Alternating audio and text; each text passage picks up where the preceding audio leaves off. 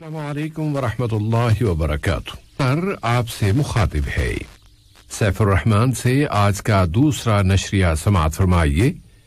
ابتدا میں پیش خدمت ہے اہم خبروں کا خلاصہ۔ صاحب ذمو امیر نے خادم الحرمین سے تعزیت کا اظہار کیا ہے۔ نائب وزیر اعظم و وزیر خارجہ عربی صفوں میں اتحاد پر زور دیتے ہوئے عرب ملکوں کا اپنا دورہ جاری رکھے ہوئے ہیں۔ وزیر صحت عامہ نے الوکرہ اور رأس لفان کے اسپتالوں سے کورونا کے مریضوں کے آخری گروپ کے فارغ ہو جانے کے بعد وہاں کے طبی عملوں کی کوششوں کا ذکر کیا ہے۔ اور امریکی وزیر خارجہ نے فلسطینی صدر اور اسرائیلی وزیر اعظم کے ساتھ ملاقاتیں کی ہیں۔ سامعین، یہ تھا اہم خبروں کا خلاصہ، اور اب پیش خدمت ہے ریڈیو قطر سے آج کا دوسرا مفصل نشریہ۔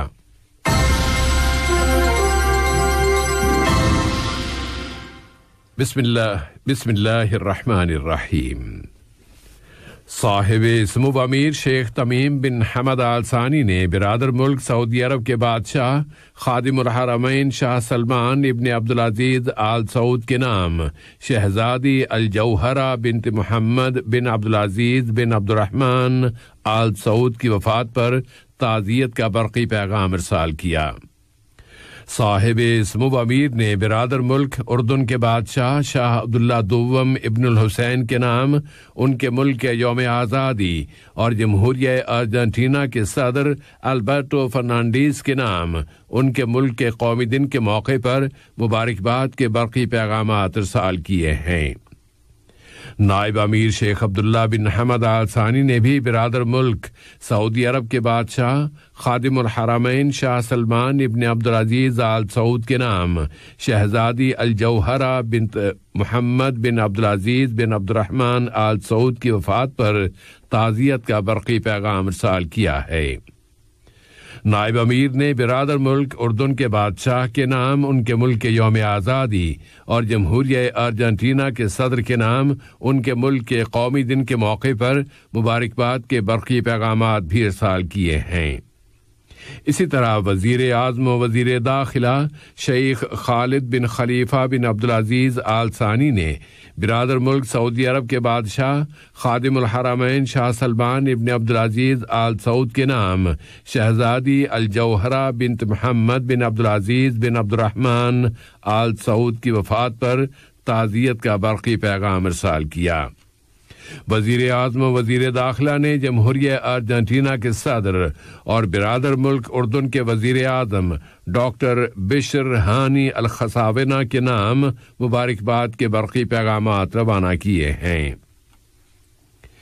مجلس شورا کے اسپیکر جناب احمد بن عبداللہ بن زید آل محمود سے فرانس کی قومی اسمبلی میں فرانس قطر پارلیمانی دوستانہ گروپ کے سربراہ جناب پاسکل براندو نے ملاقات کی ہے، جس میں قطر اور جمہوریہ فرانس کے درمیان دوستانہ تعلقات اور انہیں مختلف شعبوں، خاص طور پر پارلیمانی شعبے میں مزید فروغ دینے کے وسائل کا جائزہ لیا گیا۔ نائب وزیر اعظم و وزیر مملکت برائے امور دفاع ڈاکٹر خالد بن محمد العطیہ سے امریکی سمندری فوجوں کی سینٹرل کمانڈ کے کمانڈر ایڈمرل بریڈ کوپر نے ملاقات کی ہے، جس میں دو طرفہ دلچسپی کے متعدد موضوعات پر بات چیت کی گئی۔ نائب وزیر اعظم و وزیر خارجہ شیخ محمد بن عبدالرحمن آل ثانی عرب ملکوں کے اپنے دورے میں طرابلس اور الخرطوم کے بعد اب اس وقت عرب جمہوریہ مصر کا دورہ کر رہے ہیں۔ مصر کی وزارت خارجہ نے کہا ہے کہ مصر اور قطر دو طرفہ تعلقات کو ان میں آنے والی مثبت تبدیلی میں مزید امپروو کرنے پر متفق ہو گئے ہیں۔ اس نے مزید کہا ہے کہ مصر قطر مذاکرات میں موجودہ علاقائی چیلنجوں کی فضا میں عربی عمل کی مشنری کو مزید آگے بڑھانے کے وسائل پر بات چیت کی گئی ہے۔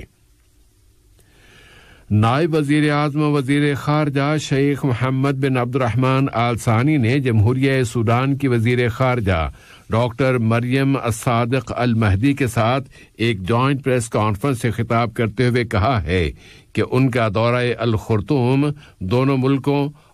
دونوں ملکوں کی اقوام کے درمیان محبت اور برادرانہ تعلقات کے فریم میں کیا گیا ہے۔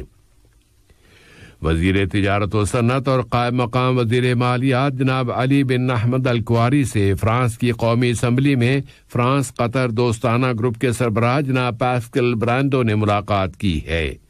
اس ملاقات میں مختلف تجارتی، سرمایہ کاری اور صنعتی شعبوں میں مشترکہ تعاون کو فروغ دینے کے پہلوؤں، دونوں ملکوں کے درمیان تجارتی پالیسیوں اور کورونا وائرس کی موجودہ عالمی وبا کا مقابلہ کرنے کے لیے دونوں ملکوں میں کی جانے والی کوششوں پر بات چیت کی گئی ہے۔ وزیر ادارتی ترقی و محنت و سماجی امور جناب یوسف بن محمد العثمان فخرو سے اردن کے وزیر سماجی ترقی جناب ایمن ریاض المفلح نے ملاقات کی ہے۔ ملاقات کی سائیڈ لائن میں دونوں ملکوں کے درمیان فیملی کے امور اور سماجی ترقی کے شعبوں میں دو طرفہ تعاون کو فروغ دینے کے لیے ایک مفاہمتی یادداشت پر بھی دستخط کیے گئے ہیں۔ وزیر مملکت برائے امور ایندھن انجینئر سعد بن شریدہ الکعبی سے مملکت مراکش کے وزیر ایندھن و معدنیات و ماحولیات جناب عزیز رباح نے ملاقات کی ہے۔ ملاقات میں ایندھن اور توانائی کے شعبے میں دو طرفہ تعاون کے مختلف پہلوؤں اور انہیں فروغ دینے کے وسائل پر گفتگو کی گئی۔ وزیر صحت عامہ ڈاکٹر حنان محمد الکواری نے آج الوکرا اسپتال کا دورہ کیا ہے، جبکہ کورونا وائرس کووڈ-19 کے مریضوں کے آخری گروپ بھی اب الوکرا اور رأس لفان کے اسپتالوں سے فارغ ہو گئے ہیں۔ وزیر صحت نے اپنے اس دورے میں اس وائرس کی دوسری لہر کے آ جانے کے بعد البکرا اور رأس لفان کے اسپتالوں کے اہم اور بھرپور بنیادی کردار پر زور دیا اور ملک میں کورونا وائرس کی موجودہ صورتحال بتانے کے لیے وزارت صحت عامہ نے اعلان کیا ہے کہ ملک میں اس وائرس کے مزید 349 کیسز رجسٹر ہوئے ہیں اور مزید 339 بیمار اب صحت یاب ہو گئے ہیں۔ اس طرح ملک میں اس بیماری سے شفا پانے والوں کی مجموعی تعداد اب 2,11,635 ہو گئی ہے۔ مزید 2 بیمار اب وفات پا گئے ہیں اور اینٹی کووڈ-19 ویکسینیشن مہم کے دوران اب تک ملک میں لوگوں کو 2,63,647 ڈوزز دی جا چکی ہیں۔ خلیج کے عرب ملکوں کی کونسل برائے تعاون کی آج 40ویں سالگرہ ہے۔ امسال یہ دن ان امنگوں کے ساتھ منایا جا رہا ہے کہ اس کونسل کے ملکوں کے درمیان مشترکہ آفاق کھلے ہیں تاکہ کونسل کے ملکوں کے باشندوں کی بہترین خدمت کی جا سکے، اور اس کونسل کی 5ویں دہائی میں بھی یہ سفر پوری کامیابی کے ساتھ جاری و ساری رہے۔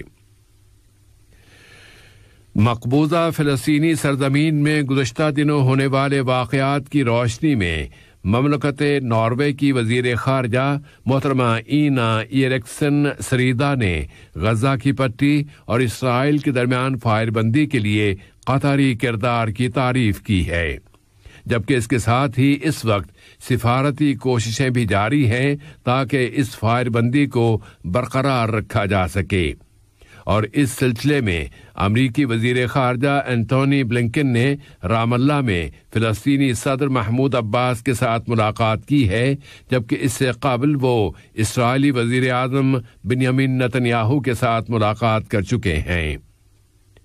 قابض اسرائیلی فوجوں نے آج صبح فجر کے وقت رام اللہ کے قریب واقع المعری کیمپ کے ایک نوجوان احمد جمیل کو قتل کر دیا۔ ادھر القسام بریگیڈ کے ترجمان نے زور دے کر کہا ہے کہ فلسطینی مزاحمت نے ان عدتم عدنا، یعنی اگر تم نے اپنی سابقہ روش کو دہرایا تو ہم بھی اپنی سزا کا اعادہ کریں گے، اس اصول کی بنیاد پر اس نے اپنا وعدہ پورا کر دکھایا ہے۔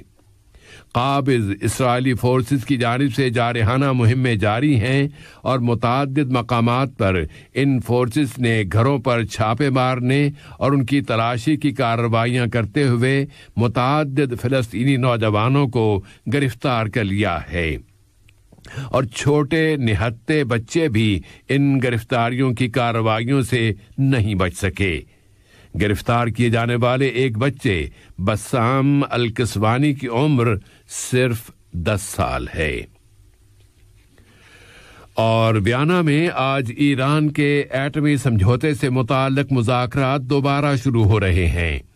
جوہری ایندھن کی بین الاقوامی ایجنسی کے ڈائریکٹر رافائل گروسی نے کہا ہے کہ ایران کے ساتھ اب یہ طے پا گیا ہے کہ اس کی ایٹمی تنصیبات کی نگرانی کی مدت میں مزید 1 ماہ کی توسیع کر دی جائے۔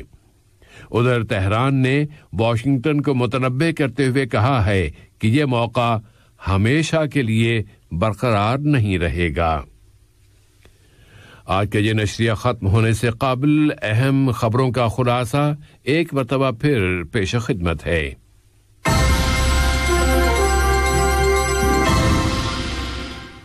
صاحب سمو امیر نے خادم الحرمین سے تعزیت کا اظہار کیا ہے۔ نائب وزیر اعظم و وزیر خارجہ عربی صفوں میں اتحاد پر زور دیتے ہوئے عرب ملکوں کا اپنا دورہ جاری رکھے ہوئے ہیں۔ وزیر صحت عامہ نے البقرہ اور رأس العفان اسپتالوں سے کورونا کے مریضوں کے آخری گروپ کے چلے جانے کے بعد وہاں کے طبی عملوں کی کوششوں کا ذکر کیا ہے۔ اور امریکی وزیر خارجہ نے فلسطینی صدر اور اسرائیلی وزیر اعظم کے ساتھ ملاقاتیں کی ہیں۔ ریڈیو قطر سے آج کا دوسرا نشریہ اپنے اختتام کو پہنچا۔ اگلا نشریہ کل صبح 9 بجے پیش کیا جائے گا انشاءاللہ۔ السلام علیکم دوستوں، میں ہوں شیخ نور۔ مجھے امید ہے کہ ویڈیو آپ کو انفارمیٹو لگی ہوگی۔